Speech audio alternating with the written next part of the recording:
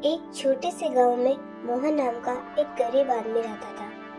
मोहन का जीवन काफी कठिन था, लेकिन वह बहुत ईमानदार और मेहनती आदमी था। उसका गांव एक पहाड़ी के किनारे बसा था, जहां के लोग अक्सर धन और समृद्धि के सपने देखा करते थे।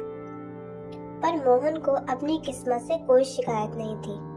उसके पास एक पुराना मकान और एक छोटा सा खेती का टुकड़ा था, जिसमें वो सब्जियां उगाता और अपने जीवन के गुजारा करता। मोहन की माँ भी उसके साथ रहती थी, जो उसके बचपन से ही उसके जीवन की पहली गुरु थी।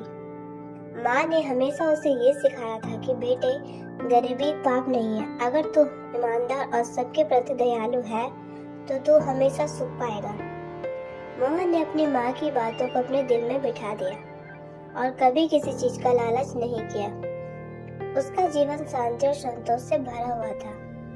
दिन गुजर रहे थे और मोहन की जिंदगी में कोई बड़ा परिवर्तन नहीं आ रहा था। उसकी खेती छोटी थी, लेकिन वो जो भी थोड़ा बहुत उगाता, उसी से अपने और माँ के लिए रोजी रोटी कमा लेता था।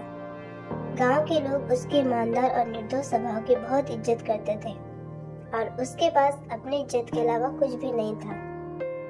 एक दिन गांव में एक नए जमींदार का आना हुआ। वो जमींदार श्यामलाल बहुत अमीर और अपनी धन दौलत और ऐशो आराम में विश्वास रखता था। उसका सपना था कि गांव के सभी खेत और जमीनें खरीदकर एक बड़ा सा बगीचा और महल बनाए, जिसमें वो अपने शान और शौकत के साथ रह सके। श्यामलाल ने जब मोहन की जमीन देखी तो उसने सोचा कि वो भी उसके लिए खरीदना आसान होगा। उसने मोहन के पास अपना आदमी भेजा और उसके सामने अच्छे दाम का प्रस्ताव रखा। मोहन ने शांत स्वभाव में कहा, मेरी जमीन सिर्फ एक खेती का टुकड़ा नहीं है।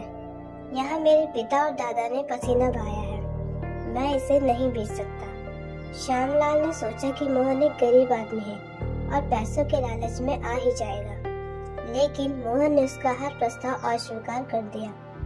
श्यामलाल को गुस्सा आ गया और उसने धमकाया भी कि अगर मोहन ने उसकी बात नहीं मानी तो वो जबरदस्ती भी कर सकता है। गांव के कई लोग भी मोहन को सलाह देने लगे कि वो जमीन बेच दे और पैसे लेकर अपना जीवन सुख से बिताए, लेकिन मोहन अपने फैसले पर अटल रहा। एक दिन श्यामलाल ने मोहन की जमीन पर जबरदस्ती कब्जा करने की कोशिश की। उसने अपने आदमियों को भेजकर वहां पर अपना पर्चा लगा दिया और अपने आदमी से जमीन पर काम शुरू करवा दिया। मोहन ने अपने माँ के कदमों में माथा टेका और कहा, माँ, मुझे अपने फैसले पर पछतावा नहीं है।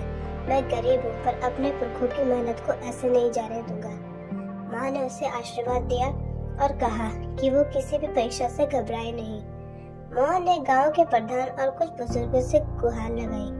उन्होंने श्यामलाल से बात की, लेकिन श्यामलाल के पास पैसा और ताकत थी और वो किसी भी धमकी से नहीं डरा। लेकिन कुछ ही दिन बाद गांव में एक नए जिले का कलेक्टर आया। उसने जब सुना कि एक ईमानदार आदमी के साथ अन्याय हो रहा है, तो उसने तुरंत जांच के आदेश दिए। कलेक्टर को ये भी पता चला कि श्यामलाल ने और भी कुछ जमीनें अपने दामन में गलत तरीके से ले ली थी। उसने श्यामलाल के ऊपर कड़ी कार्रवाई की और मोहन और दूसरे गांव वालों को हकों को वापस दिलाया। मोहन अपनी जमीन वापस पाकर प्रसन्नता से भर गया। उसने माँ के कदमों में फिर माथा टेका और कहा, माँ, मैंने अपना ईमान नहीं बेचा और देखो, भगवान ने मेरे साथ न्याय किया। गांव के लोग मोहन की हिम्मत और ईमानदारी के प्रशंसक बन गए और उसका नाम इज्जत से लेने लगे। मोहन को अपनी ईमानदारी और स्वाभिमान पर गर्व था और उसका जीवन हमेशा के लिए एक मिसाल बन गया। कलेक्टर के जांच और जिम्मेदारी के बाद श्यामलाल को गांव से निकाल दिया गया और उसकी सारी जमीनें वापस उनके मालिकान को दे दी गई। मोहन अपने गांव में प्रेरणा का स्रोत बन गया और लोग उसके पास अपनी मुश्किलें लेकर आने लगे। मोहन ने अपनी जिंदगी से ये सीखा कि सच और ईमानदारी के रास्ते पर चलने से कभी हार नहीं होती। अब वो गांव को नेतृत्व भी करने लगा और लोगों ने उसे सम्मान और श्रद्धा से सर आंखों पर बिठा दिया।